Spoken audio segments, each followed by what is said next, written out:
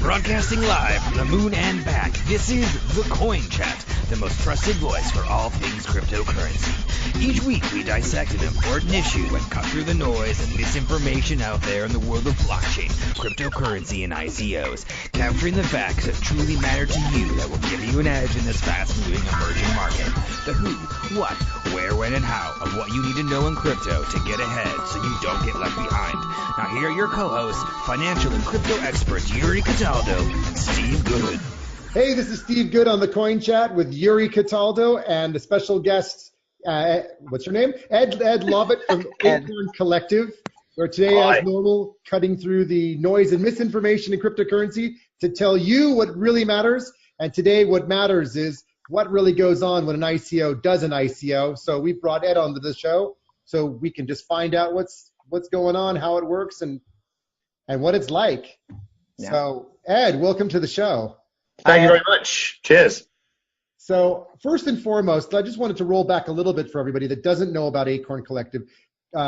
Just tell everybody a little bit about what it is you guys are doing, what the platform does, just so we get kind of a quick flavor of what it's all about. Sure. So basically, it's a reward crowdfunding platform. So crowdfunding is becoming one of the most important ways of raising funds. I think VC hit something like 84 billion last year, crowdfunding up to 64 billion in all its different forms.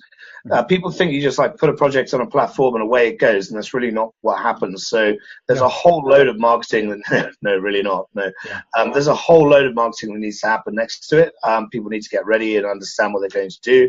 So what we've done is to break it down into different components and really deliver on all of those components. So rather than just saying, well, go on the platform and best of luck, we're building marketing automation tooling so we can actually configure a funnel in the background that we know is going to work, then measure it so people can actually get the crowdfunders into their community and they can speak to them there. We've got a layer of a blockchain layer to help transparency and milestone deployment. So that means that you don't just give your money across and away it goes, see you in a year when you've built the shoe. It's actually, you can have community votes. You can actually put in data from all kinds of places to see how people are deploying their funds. So it's basically success, access, and transparency. We want to be more accessible. We want to help people become more successful and do it in a more transparent way so backers feel less risk. So I think one of the things that's great. You and I talked about at one point was this kind of idea of it being like a Kickstarter or Indiegogo on steroids, because, for example, when you put your money into it, and Yuri can comment on this because he's been through the, was it Indiegogo? Indiegogo, yeah. Experience. And it's sort of like an all or nothing, money comes in or money doesn't come in. But what you described for me is the fact that you actually distribute the funds in waves. So the project teams actually have to do the job and not just take the money and deliver nothing, which I love that idea. I think that's great. And you also mentioned to me something about having a marketplace to help the startups actually get access to services at discounts to kind of get their business running, right? Yeah, that's right. So most people have pretty good ideas. So we'll take the shoe example. So you got this idea, a really good shoe, whatever it does, lights up when you step on it, whatever, or just some cool product. People don't necessarily, I don't know. I mean, all my shoes do that, but apparently that's a novelty. All your shoes light up. Of every single pair. So I've got to ask a question. I'm going to divert completely now, Ed, and this is a random question, but you've got a shoe fetish. Do you have a sock fetish that goes with it? I do have a sock subscription. I actually, it's called the London Sock Company. They will send you socks every month. You can buy I'm going to write this down. The London Sock Company. We're going to put that in the description down. So how does the London? We're going off piste here. What is the London Stock Company? Because Yuri and I love socks. So we do. I've really. Yuri, you got a cool pair of socks on today. I always have a cool pair of socks on. I don't have a cool pair of socks on. Here we go. I'm showing my socks. Here we go. Get my foot up here. Just look at that. Gray. Wait, Ed, what are those? London Sock Company fail, Ed. It's not. I don't think these are actually. He just goes and promotes a company and doesn't actually have the socks on his feet. I know, but I wasn't prepared for the intro thing. It's basically my sister bought it for me over Christmas last year, and I continued. The good thing is about Ed, he's not just a serious guy running a business. He can have a bit of fun too, even if he can't even wear the socks that he actually promotes. Forget the ICO. That is true. That is absolutely true. So how does the London Sock Company work? Do you get a pair of socks? Like how often? Yeah, so you can choose between 1 and 3 pairs a month, and it costs you whatever. You can go online and pick your sock schedule if you wish, or it's just like dealer's choice, and they send you socks. Kind of like ordering a bottle or a case of wine, and you don't know what you're getting. It's just random. This sort of idea. Only in this case, you actually have to like wear it every day. Yeah. They send them internationally because maybe for Christmas I'm going to order Yuri some surprise socks, and he'll just have to put them on. They absolutely must do, and so there are some absolute crackers in here as well. So yeah, I could thoroughly recommend the London Sock Company. Yeah. Right, very good. Well, we'll have to give them a little wink and tell them they need to get onto the blockchain so we can track who's got which socks. Absolutely, yeah. So like an IoT blockchain gig. Yeah. So going back to why we're really here. So yes. You did your pre-sale back in February. That sold out like really successfully. Yeah. Back when crypto was, great again. Yeah. And of course, we've been through a pretty horrible bear market for quite a while. So tell us what kind of happened during the main sale. Yeah, so it's a short story, really, not a lot. So we based a lot of our metrics. So we are business guys anyway, if you like. So we've had other companies, so we kind of know what we're looking for. And the metrics we were looking for was, okay, so what's the kind of median contribution from the pre-sale? Then we had a look at, we based our email list numbers on that. So obviously you do digital out to email list build. You look at the engagement in the email. So we had a group of 5,000 or 6,000, I think, who were opening with like 60 or 70% open rates. So that's very engaged. We've done our homework really in that. We had a syndicate out in Vietnam as well, who were going to put another substantial amount in. And then we had the great Welton, which was probably another story, who was going to doing some cap raise for us and phoning us up every 10 minutes saying, yeah, we've got up to 5 million quid. So press the button on the main sale, and silence ensued. It was a calm, serene silence in the universe, not in the office. And effectively the market had sort of slid underneath us, and we didn't manage to raise a hell of a lot more. So Welton, we can go through in a minute, and basically it turned out that he had said to us, plus 4 or 5 other businesses, I think we're up to about 7 now that we found or have found us. Mm-hmm. And his gig was that he was running around saying, yes, he'd raised money because he took a fair amount of money to go and do that. And long enough so you can validate other people, basically, or they get that second recommendation, and then eventually you'd figure out there was no money there. So in essence, whilst you had some money coming in during the main sale, what you encountered was, like a lot of cryptos have encountered, which is, to put this in mild terms, there's a hell of a lot of scammers out there just playing games, making promises, overcommitting, charging fees. Stupid thing. I mean, the thing that really got us. Just remind people to be diligent about this, because as much as we try to avoid it, it's like it's everywhere, right? 100%, yeah. And I think we've been it's not fortunate. It's sort of planned in a way, in that this is not our first rodeo in any way, in business. So we've got lots of mechanisms to sort of mitigate that. So one of the things, for example, is we've got a good bunch of salespeople. We've got a lot of career sales guys that have moved into marketing. So we set up our own sales operation. We looked at other investors, actually got some really nice traction with that. In fact, to be honest, if the stupid thing with Dan is if he'd actually spent the time he was on the phone to me, bothering me, telling me how much money he hadn't raised, he could actually have gone out and raised some. And because it's not actually in private sale land, I think there's still a reasonable amount of interest, particularly when you're looking at STOs and equity, which we are. So our job really after that became, okay, well, how far can we get with the pre-sale money? Pretty far, actually.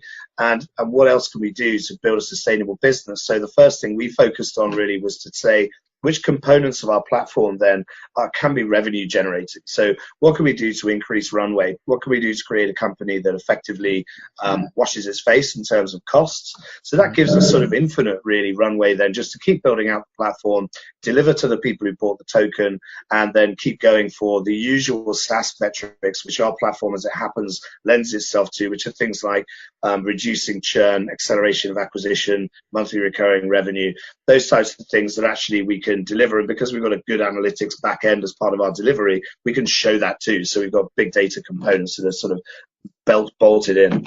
So in a way, the main sale not going well, obviously we'd rather it have gone well. from our point of view, though, it just puts us back into a land that actually, frankly, I'm a bit more comfortable with. The CEO, Moritz, actually is more of a crypto coin kind of guy. He's done a lot of speculating, a lot of investing. I'm far more kind of a grinded out startup, expect a horror show kind of guy. Well, that's crypto. It's very nice to have you here in the community. Yeah, absolutely. Right, exactly. Yeah.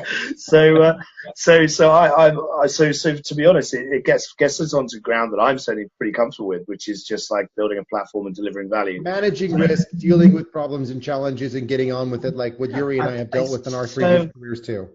Absolutely right, and it's so nice as well, to be honest with you, to be in a position. So we've iterated through. So we launched an early MVP of the initial part of our platform bit that brings customers on, says, "Are you ready to go and do what you're going to do?" and starts preparing them to go and do it. So managing their marketing and iterating and measuring their marketing. So that part of the platform is what we're launching now. We're onboarding customers right now. So over the past few weeks, we've got it so that I reckon we've got a runway. We've got a pipeline of 500 prospects a month, with a relatively amazing big budget. Yeah, so the marketing guys have done an absolutely stand-up job actually of just iterating every 3 to 5 days, changing to different conditions. So actually we've got a really nice pipeline now that we understand, and now it's making sure the delivery points are all correct. So we're just going through the metrics of that as you would in any other startup at the moment, and it's really nice to be talking to customers and helping problems again, rather than sitting in a kind of a talking about Dan Bloody Welton again and just wondering why he didn't choose to do his job. And to focus on the positives, I mean, so one of the things that's obviously coming out of this is a true DApp, which we have seen very few of those, because most of them are, oh, look, I can send money from A to B. And you think, so I can do that with my wallet address on Etherscan, or not Etherscan, but my MetaMask or whatever, or my Ether wallet.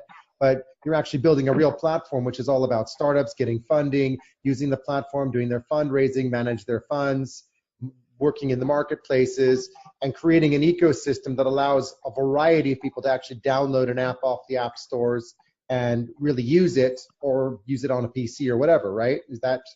Yeah, that's right. So we're building out, because there's quite a bit of logic that we're hooking to the back end of it. So actually we are going to develop an actual phone app, because we think it's probably a better interface, but the actual machinery. So we're building the engine first, which is going to be web accessible. Obviously it's mobile friendly and whatnot, but yeah, so we start with the engine.